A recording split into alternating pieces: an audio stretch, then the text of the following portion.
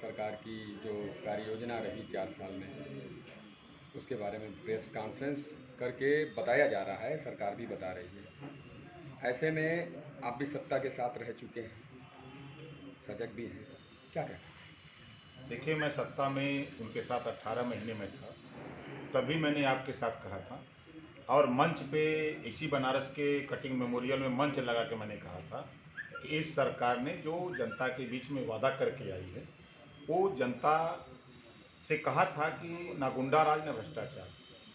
पिछली सरकारों में 500 रुपये थाने पे घूस लिए जाते थे, FIR हो जाते थे। इस सरकार में 20,000 रुपये लिए जा रहे हैं। उस समय भी मुख्यमंत्री मानने को तैयार नहीं था।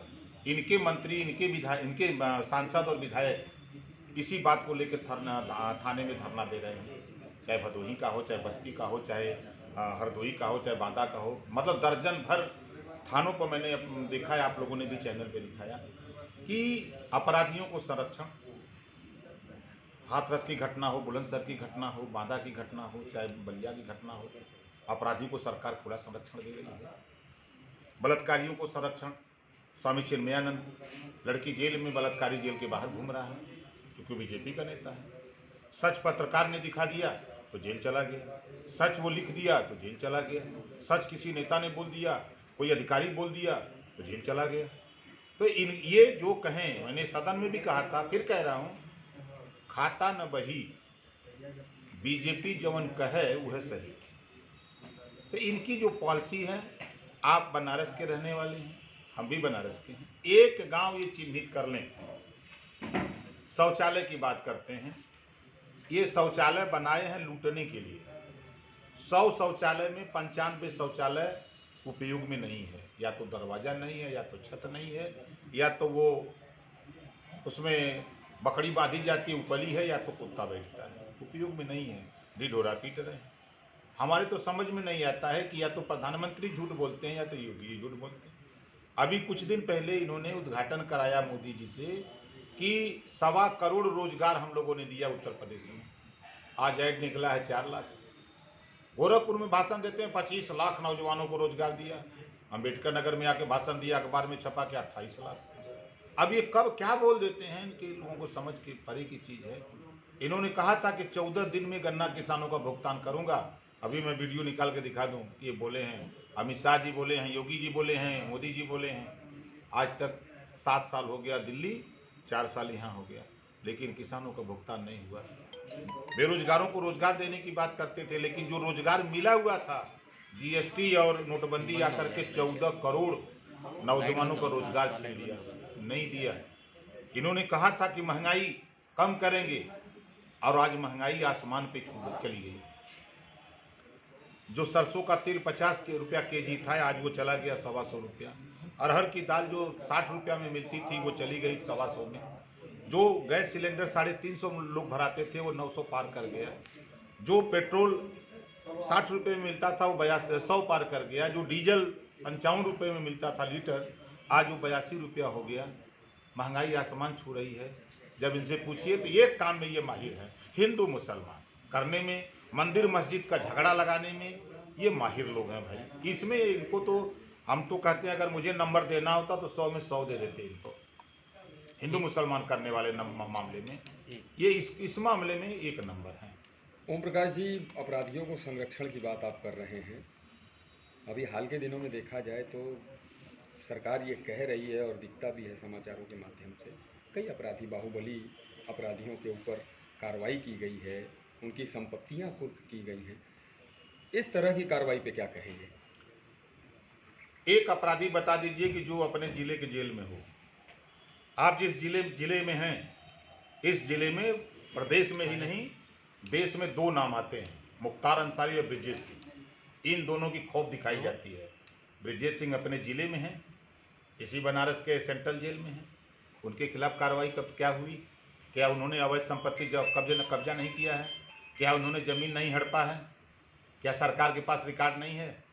क्योंकि अतीक अहमद मुसलमान हैं, मुख्तार अंसारी मुसलमान हैं, इस नाते वो दिखाई देते हैं अपराधी। और चूँकि ये हिंदू हैं और बिरादर हैं।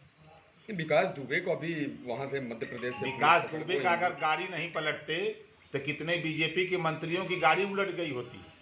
वो तो हिंदू था। नहीं, हिंदू नहीं था, उसको इस नाते पलट दिया गया कि कई बीजेपी के मंत्री, विधायक, सांसद उसके चपेट में थे, एसपी चपेट में था। जिस सरकार में अपराधी को संरक्षण दिया जा रहा हो, आप बताइए उसको कौन संरक्षण दे रहा था? सरकार ने दे रही थी। जब सरकार की कलई खुलने की हुई तब सरकार ने उसकी गाड़ी पलटी है। क्या लगता है, आप अगर कैबिनेट मिनिस्टर होते अभी तक, 4 साल के बाद ये रिपोर्ट कार्ड आता, किस तरह का रिपोर्ट कार्ड आता? मैं 1 साल बाद रिपोर्ट कार्ड मैंने भी पेश किया था। एक तरफ मुख्यमंत्री की प्रेस वार्ता हो रही थी, दूसरी तरफ हमारी। हम 0 नंबर दिए थे, आज भी उनको 0 नंबर दे रहे हैं। मिनिस्टर होता तब भी उनको 0 नंबर ही देते।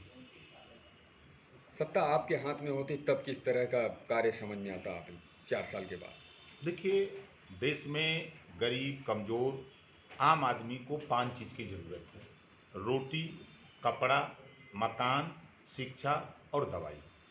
ये चीज़ें जब उनको मिलती हैं तब लगता है कि हमको कुछ मिल रहा है। और आज उठा के आप देखिए, प्रदेश में व्यापारी परेशान, बेरोजगार परेशान, किसान परेशान, पत्रकार परेशान, नेता परेशान। खुश कौन है? जो बड़े ब्यूरोक्रेट हैं, जो बड़े नेता हैं, जो उद्योगपति हैं, वही खुश हैं। पूरे देश में गुजरातियों का कब्जा हो गया, अभी पता नहीं। राज्यपाल गुजराती, ईडी का चीफ गुजराती, सीबीआई का चीफ गुजराती, गृह मंत्री गुजराती, प्रधानमंत्री गुजराती, आपके वित्त मंत्री गुजराती, कारपोरेट घराने सब के सब गुजराती, बैंक से रुपया लेके भागने वाले गुजराती, देश का रुपया लूटने वाले गुजराती, सुप्रीम कोर्ट का चीफ गुजराती, सुप्रीम कोर्ट का जो सरकारी वकील है वो भी गुजराती। सब तो गुजराती है। तो गुजराती है क्या? ये गुजरात प्रदेश के लोग कब्जा कर लिए पूरे देश पर, ये बिजनेस कर रहे हैं। क्या गुजराती अच्छे नहीं होते हैं क्या? अच्छे होते तो अपराधियों को संरक्षण देते। अच्छे होते तो एक समय था बंगाल में मुकुल राय को लेकर के पूरे देश में बीजेपी ने हवा खड़ा किया। आप लोगों के चैनलों पे खूब चला कि मुकुल राय ने चिटफंड कंपनी कई करोड़ अरबों रुपया लूट लिया। और जब मुकुल राय बीजेपी में चले गए, कौन बीजेपी? गुजरातियों वाली बीजेपी में जब वो हिल गए तो उधर से निकले तो एकदम क्लीन चिट हो गए। आज वही मुकुल राय प्रचार कर रहे हैं बीजेपी का। ओम प्रकाश जी, आपकी बातों का जवाब भी सरकार देना मुनासिब नहीं समझती, इग्नोर कर देती है। इतने तरीके जवाब आप देते हैं, उसका जवाब नहीं दे पाती सरकार। सच है ना, भागती। सच है। खाली एक प्रश्न का हमारे उत्तर दे दें। वो कहते हैं कि मुख्तार के खिलाफ हम अपराधियों के खिलाफ कार्रवाई करते हैं, हम स्वागत करते हैं। आप ब्रिजेश सिंह के खिलाफ कार्रवाई क्या किए हो, बता दो। इतना एक प्रश्न हमारा है। बीजेपी का कोई नेता हो, एक किसी प्रश्न का उत्तर हमको दे दे। वो मुसलमान है भाई, 2 नाम है ना, एक नाम के पीछे क्यों हो? इस नाते को मुसलमान है, इस नाते ना काम कर रहे हो। हमसे उनसे हमदर्दी नहीं है, मामला अपराधियों का है ना। बाजा क्या बजा रहे हो?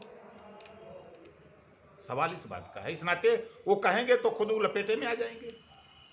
तमाम तरह के प्रवक्ता आज बनारस में भी हैं, सरकार की उपलब्धियां बता रहे हैं। देखिए, झूठ बोलना अगर कोई सीखे तो बीजेपी से सीखे।